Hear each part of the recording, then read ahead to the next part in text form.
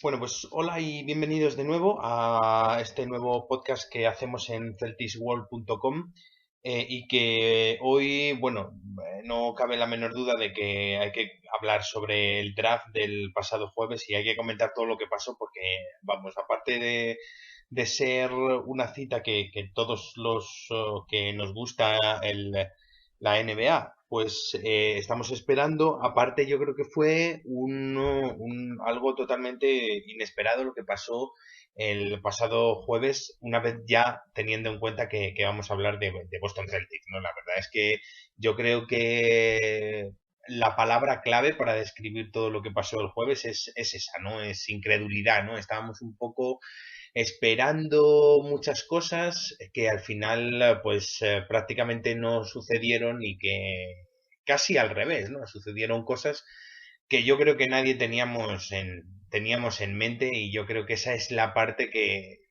completa esa palabra, ¿no? Que hace que esa palabra de incredulidad tenga sentido, ¿no? Y es que llevábamos muchos días hablando, ¿no? Sobre todas las posibilidades que había, todas las posibilidades que tenía Boston entre trades, entre picks que tenemos por doquier, entre buenos jugadores y tal. Habíamos oído una y mil veces hablar a Danny Ainge de que iba a estar muy activo para la noche del draft y tal, y bueno, y al final todo esto no pasó y acabamos pues simplemente eligiendo jugadores, ¿no? Y dentro de las elecciones de jugadores, pues yo creo que esa 16 con Terry Rozier yo creo que va a dar mucho que hablar y que espero sinceramente por el bien de Boston Celtics que nos tape la boca a casi todos los que de momento estamos más bien incrédulos, ¿no? Con la elección del base, ¿no? Del base de Luisiana. Perdón, del base de Louisville. Es muy interesante, ¿no? Que después de tanto tiempo hablando de que lo que necesitaba Boston eran jugadores que pudieran jugar de 3 y de 5 en general, ¿no? O bueno, un 4 muy reboteador, etcétera. Pues al final resulta que de los 4 picks que tenemos, que en principio nos los vamos a quedar porque no sé si van a entrar en trades o vamos a ser capaces de meterlos por algún lado, pues al final hacemos el draft y elegimos a 3 bases y a un 4, pero a un 4 más bien bajito, ¿no? Y a un 4 eso sí, con capacidades totalmente diferentes a las que tienen los jugadores de la actual plantilla, ¿no? Pero en general, mmm, jugadores que quizás no nos esperábamos o de los que menos podíamos decir que necesitábamos, ¿no? Está claro que la premisa, como siempre se dice, es la de intentar, pues, trafetear, ¿no? Ese talento oculto y la verdad es que obviamente yo confío plenamente tanto en Danny Ainge como en Brad Steven porque estoy totalmente seguro de que en estos casos en el draft son una dupla, ¿no? No entendería que Danny Ainge trabajara por su cuenta teniendo al lado a un pues a un genio iba a decir, pero bueno, a una persona como Brad Stevens que es muy experimentada, que aparte de ser un gran entrenador ha trabajado en universidades, con lo cual entiende también lo que es la dinámica o lo que es el pensamiento que estos jóvenes pueden tener o lo que son, pues bueno, las capacidades que a lo mejor un chico de 18 años puede tener y que cuando llega a 19 pues puede ser un desarrollo terrible, ¿no? Terriblemente bueno en este sentido, claro. Entonces sí que entiendo que le debemos dar un voto de confianza, sobre todo a esa elección 16, que es la que yo creo que todos nos ha marcado, porque el resto más o menos podían ser interesantes, ¿no? Yo ya hablé en el blog de que evidentemente no tenemos un base puro, no tenemos un uno, por decirlo así, ¿no? Ni Avery Bradley, ni Isaiah Thomas, ni Marcus Smart de momento son un uno totalmente definido, ¿no? Y yo sí que he comentado que creo que al equipo le faltaba ese rol. Pero sí que es cierto que creía que podíamos complementarlo con un jugador mediante trade, ¿no? O quizás no sé si un segunda ronda o algo así. Pero sí que no esperaba que en la 16 escogiéramos un base un poco a priori, ¿no? Porque sí que es cierto que podía ser algo que podía ocurrir. Aunque sí que hablé en mi artículo sobre otros bases, no tenía a Terry Rozier por una cosa muy sencilla. Y es que quizá de los bases que han caído ahí en primera ronda, en los puestos cercanos a ese 16, como eran Jerian Grant o Tyus Jones, lo, son más, por decirlo así, son más bases. Ves las estadísticas y son más asistentes, tienen más, quizás menos puntos que complementan con más asistencias, ¿no? Y los veía como más bases puros, por delante de Terry Rozier, que la verdad es que a mí sí que me ha sorprendido. Pero claro, aquí entra lo que siempre hemos hablado y lo que yo he comentado por ahí en otros podcasts, y es que no podemos ver verdaderamente el potencial que tienen los jugadores por dos o tres vídeos que podemos ver en YouTube, ¿no? En Internet. Solamente cuando los tratas, cuando vienen a los workouts, cuando hablas con ellos, es cuando de verdad podemos descubrirlo. Por eso es lo que yo muchas veces he considerado que elegir jugadores es casi una lotería, porque es muy difícil sin poder verlos, más allá de que podamos elegir los tres primeros o el top ten, pero al final mira lo que pasa y los top ten se mueven mucho y tal.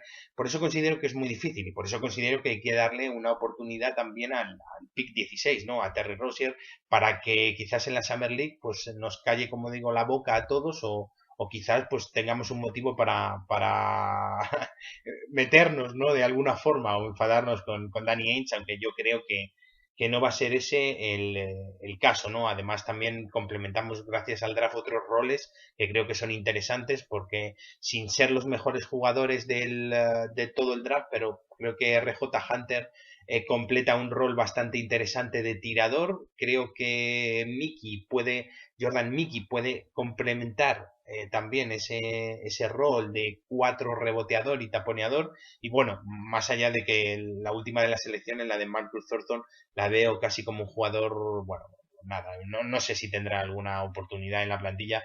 Yo diría casi que no, ¿no?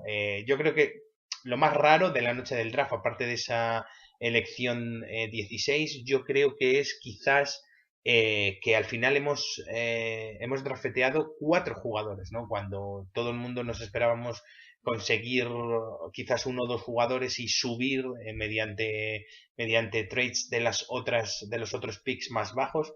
Al final hemos drafteado cuatro cuando se han hartado Danny Ainge y Brad Stevens en decir que esto no era necesario, ¿no? Eso sí que es algo que a mí me tiene en mosca, por decirlo así, ¿no? No entiendo que al final sean cuatro los jugadores, si el pick 45 o el pick 33, pues al final lo vamos a cortar y no van a ser jugadores que ocupen puesto en la primera plantilla. Pues la verdad es que no sé por qué no lo hemos metido en algún trade yo qué sé, por intentar subir una simple posición, ¿no? Es algo que me tiene un poco, ya os digo, intrigado, ¿no? La idea de que al final hayamos elegido cuatro jugadores cuando nuestro general manager lo dijo por activa y por pasiva que esto no podía ser de esta forma. Obviamente, él lo ha dicho y tenemos la información de que intentó subir por todos los medios. Sobre todo creo que intentó subir a por Yahil Okafor, aunque era muy complicado quitárselo a Filadelfia, por mucho que Joel Embiid esté en la plantilla.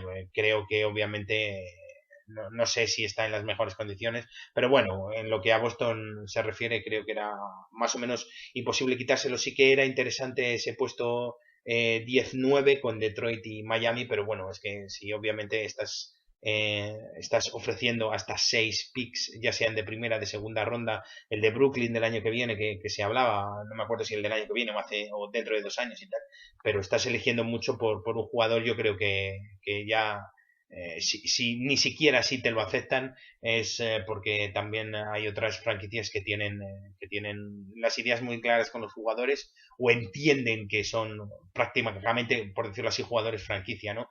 También es cierto que durante un tiempo se nos ha visto a Boston como el equipo, por decirlo de alguna forma, poderosa de cara al draft. Muchas rondas, espacio salarial, trade options, jugadores medianos, interesantes, jóvenes y tal, con capacidad, sin muchos que no cobran mucho dinero, con lo cual interesantes para cuadrar topes salariales, etcétera, y a lo mejor ahora lo podemos pagar también, se nos va a exigir mucho más que a las demás. Si vas a negociar con alguien que tiene mucho, pues quizá le pides mucho, ¿no? Es como muchas veces pasa en otros deportes cuando se dice que los jugadores pues automáticamente valen más si son unos equipos u otros los que apuestan por ello.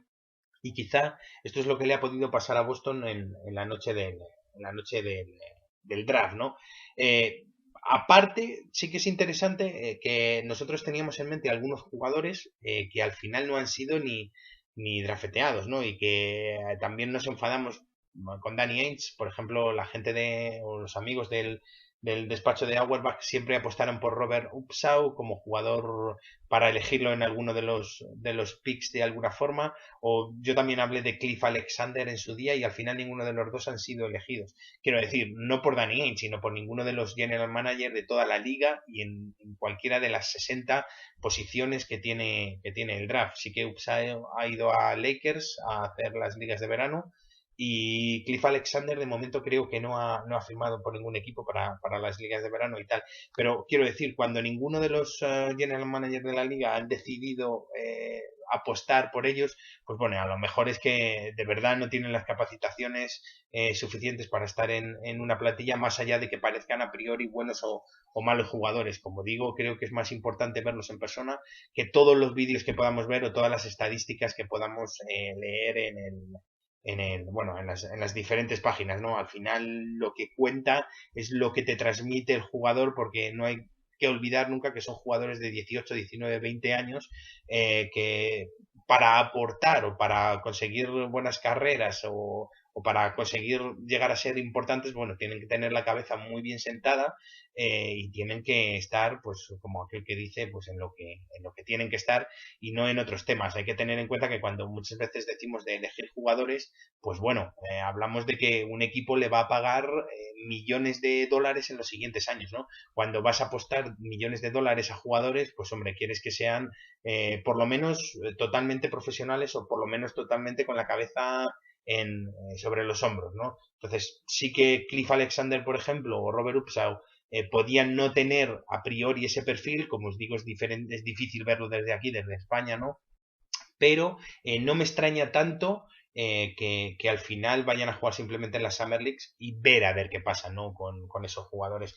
En cuanto a los jugadores, pues bueno, poco que comentar, ¿no? Porque yo creo que estos días nos ha dado tiempo más o menos a mirar quiénes son estos jugadores y a un poco a hacerles nosotros el scouting, porque yo creo que a ninguno de los que se ha elegido, salvo a Hunter, lo teníamos más o menos manejado. Terry Rozier, pues sí que es cierto que no es un base o al uso o puro, ya que sus 3 asistencias por partido y 17 puntos en Louisville, pues hombre, yo qué sé, podría parecer a priori que no es el mejor base puro, pero bueno, se han hartado de decir que es un jugador muy atlético, que está totalmente preparado para jugar y no me extrañaría tampoco que pudiera entrar en un posible trade o que haya trades en la plantilla para dejar sitio a Terry Rozier, ¿no? Así que a partir de ahora no me extrañaría que pudiera salir. Se siguen empeñando en que Marcus Smart no es transferible. Yo ya no sé muchas veces qué pensar porque hemos tenido informaciones muy contradictorias en los últimos días, pero bueno, creo que por lo menos Avery Bradley, Evan Turner, James Young, incluso Isaiah Thomas, aunque no me gustaría, pero yo creo que incluso él puede salir en un posible trade y hacer sitio a Terry Rozier, que también gracias a que es novato, ¿no? Y esa posición 16, pues su salario tampoco es muy alto y eso siempre es interesante también luego para cuadrar. Yo creo que puede ser un jugador parecido por lo que he podido ver a Avery Bradley, así que no me extrañaría que Avery saliera, pero también me extrañaría que saliera porque es un jugador en el que Danny Ainge ha confiado mucho, le hizo una renovación importante de 8 millones de dólares al año, con lo cual es raro, ¿no? Es la elección incomprensible, aunque bueno, esperemos que tenga ese talento del que Ainge y Stevens hablan, ¿no? En la posición 28, elegir a RJ Hunter, yo creo que es, pues, lo que se esperaba, ¿no? Yo creo que es un buen jugador, estoy deseando verlo en las Summer Leagues y creo que cumple un rol muy interesante de tirador de tres, preparado, ha sido el líder de su equipo en Georgia State y creo que puede ser un jugador muy interesante, aparte de ser hijo de un entrenador, que esto es un detalle que a lo mejor a muchos no le llama la atención, pero a mí sí que me interesa y me importa, porque normalmente estos jugadores suelen tener una dinámica de trabajo muy interesante y son muy entregados, ¿no? Por norma general al juego. Así que sí que es un jugador del que yo espero mucho y tengo muchas ganas de verlo en las Summer League. Sí que hay un problema y es que tenemos a James Young que en principio era el jugador que iba a cumplir ese rol, el tirador de tres, de esperar en la línea y esperar el pase tras el pick and roll y hacer tiros de tres.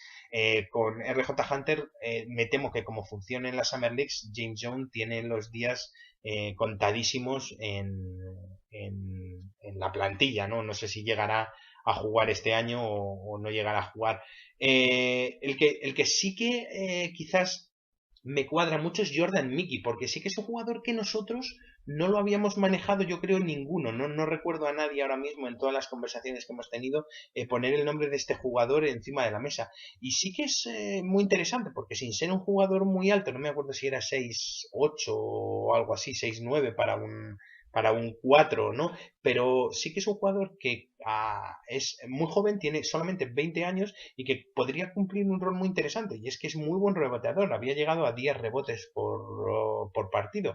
15 puntos, algo así, 10 rebotes por partido, pero era el líder de toda la NCAA en tapones, por delante de jugadores que se suponen muchos mejores que él, ¿no? Estaban en 4 o 3 y pico, ¿no? En tapones, no lo recuerdo exactamente, pero quiero decir, es un jugador que aporta rebote y tapones en principio, ¿no? O sea, es un buen defensor, aunque no es muy alto. Sí que no es un jugador para jugar abierto, porque he estado mirando sus estadísticas y tiros de tres no hace. Es un jugador para jugar abajo, así que sí que puede cumplir un rol muy diferente, el de reboteador, defensor, taponeador y protector del aro, ¿no? La verdad es que para esa posición 35, que era 33, pero bueno, alrededor de la 35 era la que se esperaba, yo creo que puede ser incluso uno no lo llamaré robo del draft, pero sí que puede ser un jugador que aporte mucho a la plantilla. A mí me gusta mucho y espero verlo muy bien en la Summer League. Creo que puede cuadrar muy bien en la plantilla.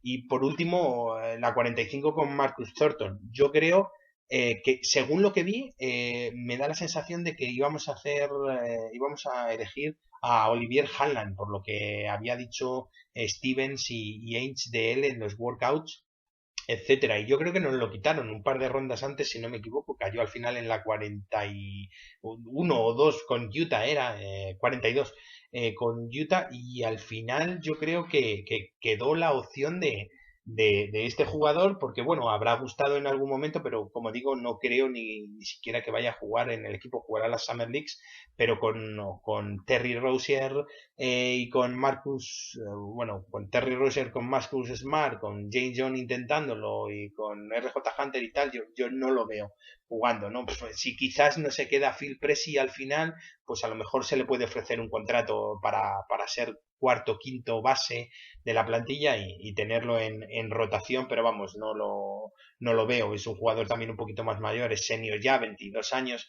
Pues, hombre, la verdad es que es complicado, ¿no? Además se le daba alrededor del 80, bueno, muy, muy, muy, muy complicado. Tampoco es que tenga unos números increíbles, los estaba mirando, 20 puntos sí, pero en una universidad pequeña y 3 asistencias solo, ¿no? Yo creo que lo peor de este puesto 45 es la sensación que todos los aficionados nos llevamos de por qué no se escogió quizás a un europeo con proyección. Sí que es cierto que no quedaban muchos, pero bueno, siempre se podría haber escogido un europeo, ¿no? Los mismos Danny Diez o Marcus Ericsson, que al final escogió a Atlanta, ¿no? Ahí como un posible tirador, o los, no sé, por poner un ejemplo, están Agravanis, Mitrovic o Radicevic, no sé, jugadores europeos que como se dijo y como dijeron ellos, Ainge o Stevens, no recuerdo, podrían ser elegidos para quedarse en sus clubs y ver a ver un poco el desarrollo que pueden ir dando. O por qué no elegimos a jugadores grandes del tipo Dakari Johnson que estaba, o el indio, ¿no? Saddam Singh, por si acaso, ¿no? Más que nada por si podrían funcionar. La verdad es que yo creo que es lo peor que me quedo en cuanto a sensación, la idea de por qué no se escogió un simple hombre alto, como muchas veces se dice, un tarugo, pero a ver si se puede desarrollar y puede ser interesante, sobre todo ese nombre de Dakari Johnson. Eh, una pena, ¿no? Que no haya sido así. Pero bueno, tendremos tiempo de desarrollarlo y tendremos tiempo de hablar de las Summer Leagues, de la agencia libre y todo esto en futuros podcasts, en los que os esperamos en celticsworld.com.